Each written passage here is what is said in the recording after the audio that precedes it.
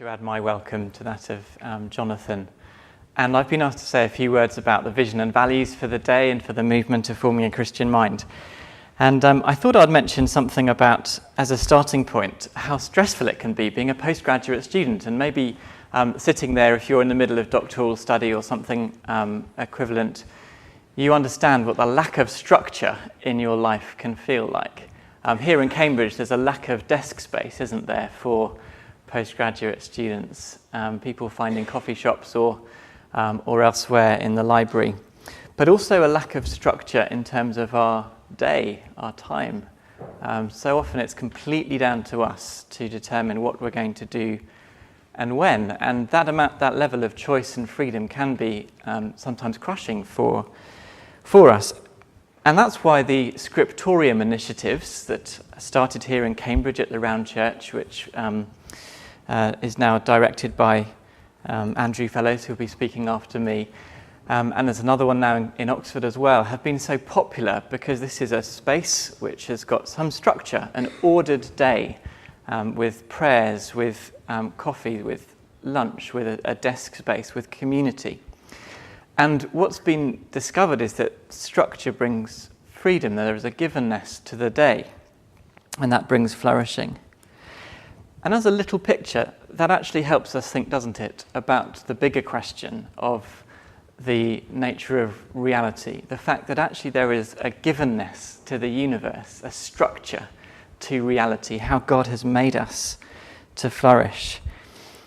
And that's why we're going to look just very briefly again at the passage that Paula read out from Colossians 1, verses 15 to 20. Because if that little picture of the stress of a working day as a doctoral student is a model of the wider pressure of being an academic with possible complete freedom as to what we write about and how we think, how does the givenness of God's reality help guide us? This is what we're going to be looking at for the rest of the day. So listen again to these words. He is the image of the invisible God, the firstborn over all creation. So here we have order. He's first. In him, all things were created. So in reference to him, things in heaven and on earth, visible and invisible, whether thrones or powers or rulers or authorities, all things have been created through him. And here's the telos, to him. There's a purpose. He is first of all things, and in him all things hold together. And what's so liberating, isn't it, about the doctrine of creation is this givenness.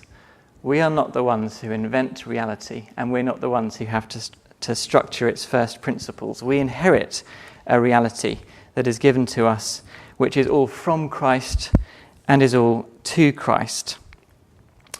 And the structuring of the passage is also so liberating for us, isn't it? It's in two panels. We see the emphasis on creation, this language of Christ as the image of God as Adam was. Creation and Genesis language of heavens and earth and the thrones and the powers and the rulers of the created order. But then the second panel of the passage from verses 18 to 20 is about Christ as the second Adam, as the resurrected Lord of all things. It says, he is the beginning and the firstborn out of the dead, so that he might become in all things the first. In him all God's fullness was pleased to dwell, having made peace through the blood of his cross, whether things on earth or in heaven.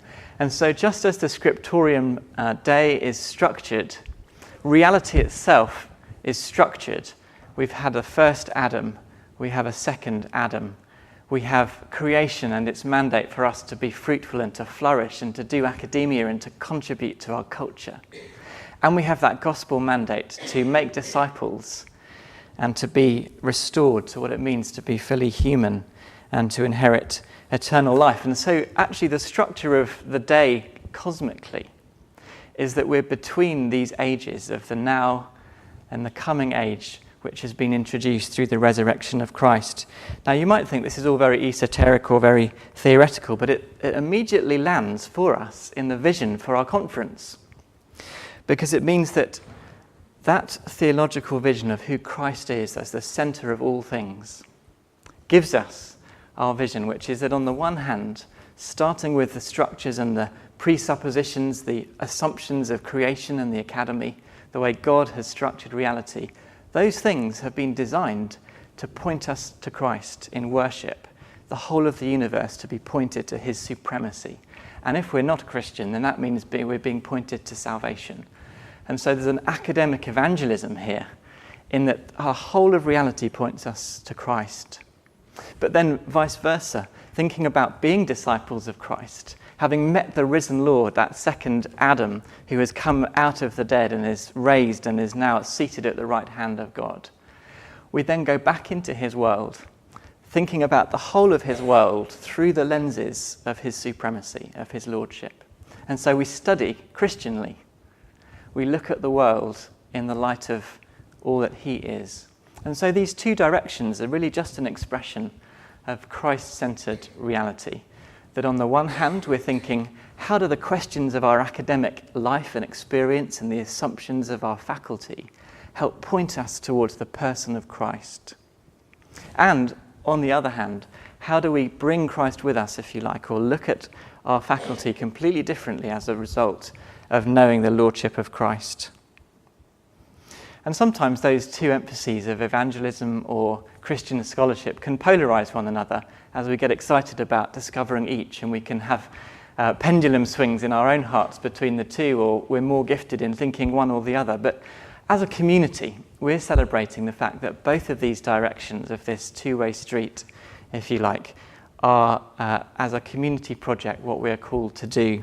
And so that's what we are about as Forming a Christian Mind, how we help each other to point to Christ through the academic experience, and also how we do academia differently in the light of Christ and how that helps us to flourish.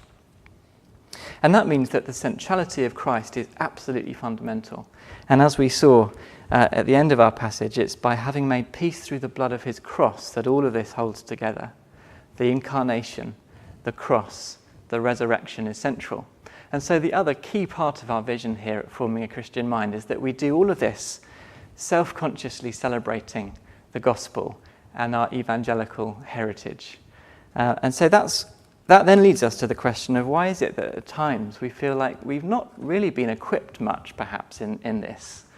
Why is there such a thing as the scandal of the evangelical mind, where maybe evangelicals haven't always encouraged one another to do the things that I've just been describing? And because that is an open question, we are going to be inviting Andrew Fellows to come and speak to us next, to give us a little bit about the background and take us forward into the day